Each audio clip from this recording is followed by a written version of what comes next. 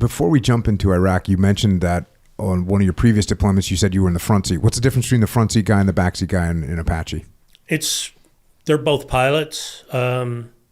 It's basically roles. So usually the guy in the front seat is working the site. He's primarily in charge of the weapons. The person in the back flies the aircraft. Usually the pilot in command is in the back. Mm-hmm. So he's telling the guy in the front what to do. Orienting him on what we need to look at, or, what our objectives are, what priorities are. And the weapon systems, give us a quick brief on the weapon systems that we're using. So over in Iraq, the primary weapon system that we were using was the 30 millimeter chain gun. Believe its rate of fire, it's been about 15 years since I've flown one, so I apologize if I get this wrong. I'm sure somebody will correct me in the comments. I want to say it's like 600 rounds a minute rate of fire, mm-hmm. but usually fired 10 to 20 round bursts. At first we were using 10 round bursts, but found that wasn't doing the job sometimes, so we increased the burst rate up to 20. Mm-hmm. Aircraft usually carry around 200 rounds on a mission. So at a 20 round burst, you got 10 bursts. Mm-hmm. Usually carried 3 to 4 Hellfire and 36 rockets. And those rockets were a mix of point detonating, flechette rounds, and we usually carried, I want to say, 4 illumination rounds. Mm. Pretty good savior to show up on scene if you're on the ground. And we're going to get into some of that stuff. All right, so let's get to this book again. The name of the book is Crazy Horse. It's a fantastic read. Get it if you don't have it yet. Go order it right now. You guys arrived Camp Taji, October 2006. Again, I actually left in October 2006. I left October 21st, 2006. You say this, they call the process RIP, or relief in place. And for those leaving, it can't go fast enough. For those just arriving, it always seems as if you are being rushed and pushed into a position you aren't quite ready for. And, again, I'm going to read just some high points of the book. But, of course, you have to attend a bunch of meetings. And the outgoing brigade commander is giving you guys kind of a brief, and you say he had his own presentation where he bragged about his gun crews having tactical patience, and then he showed some gun camera tape that pretty much outraged me, and I know from comments that were made in the meeting, quite a few others as well. The tape began in the middle of a troops in contact tick situation. The presentation showed several U.S. vehicles and troops on a street just outside a mosque in Baghdad being fired on by some people on the high brick wall surrounding the mosque and from the minaret on the grounds. It appeared to me that it was entirely possible to engage these people within the rules of engagement that were in the effect at the time.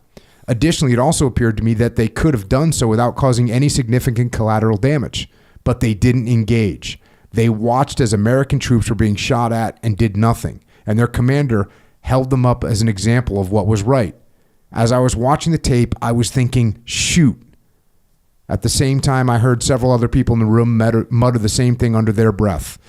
The longer we stayed in the room with that colonel, the more obvious it became why they didn't shoot. So you already had a little sense of they were being a little bit too restrictive.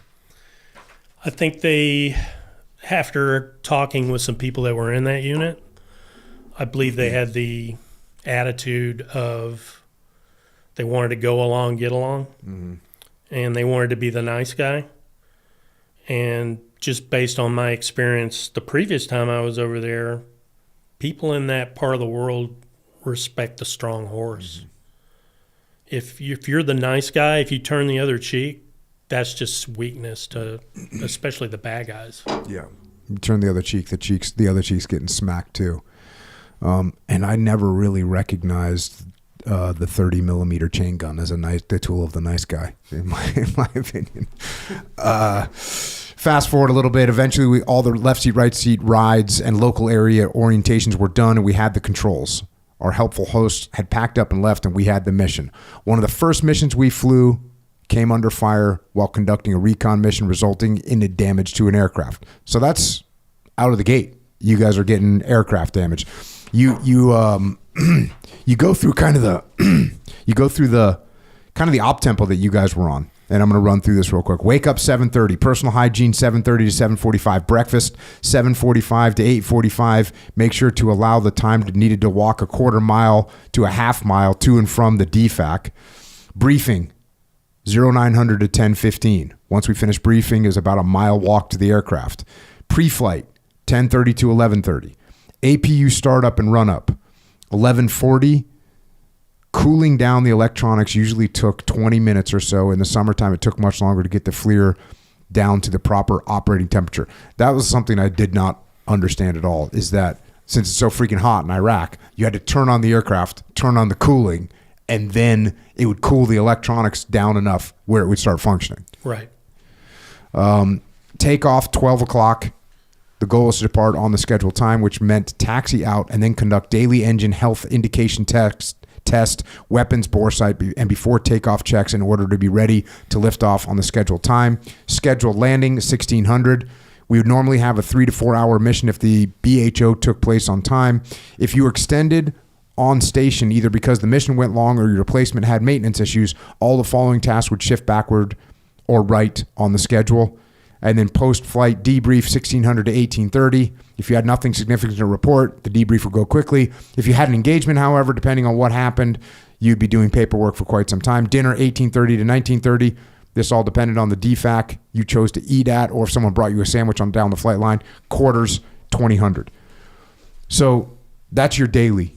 It's, basically working the entire day. Yeah, most pilots, they flew 5 days on and 1 day off. And then how did you rotate, like going night versus day? I forget what the because I was on battalion staff, so I would fill in. I was actually assigned to B company to fly with them. Mm-hmm. So I would fill in where their commander needed a pilot to give somebody a break. Got it. So I ended up flying like 2 to 3 times a week. And so does that mean you're flying with different people all the time? Yeah. And is that difficult, or are the standard operating procedures so clear that everyone just kind of rolls the same way? After a while, I knew most of them. So, yeah, at first, if you haven't flown with somebody, it's a learning process. Yeah, that seems like it'd be a little bit strange. I mean, yeah, there is an SOP of how things are supposed to work, but everybody has their own little things or, the way they do things. And you would be either in the front seat or the back seat, just depending on what they needed? Usually, because I was a senior pilot, I would usually be the pilot in command.